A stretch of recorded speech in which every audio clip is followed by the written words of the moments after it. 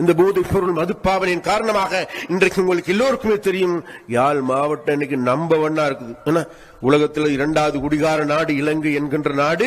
அந்த பெருமை இன்றைக்கு எங்கள்கிட்டத்தான் இருக்குது. 2வது ஸ்தானத்தை வேற யாராலும் தட்டி பறிக்கலாம இருக்குது.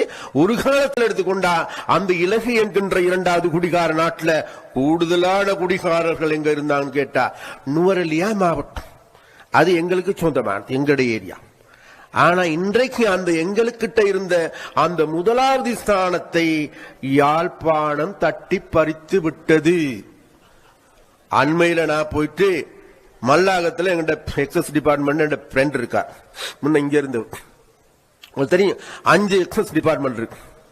நான் கேட்டேன், மச்சான் மல்லாகம் பிரதேசத்துல எத்தனை போதும் சாராயம் விப்படாம் விப்பீங்க உங்களோட இதுல? சொன்ன மச்சான் எங்கட ஏரியாவில் மாத்திரம் 60,000 போத்தல், மல்லாகத்துக்கு மாத்திரம் 60,000 போத்தல் விற்கப்படுது மச்சான். எங்க போயிருக்கும் நான் சொல்ல பாரு, மறுபக்கம் நம்ம தேடி பார்ப்போம். மறுபக்கம் இன்றைக்கு போதைப் பொருள் அதிகரிச்சிருக்கா இல்லையா?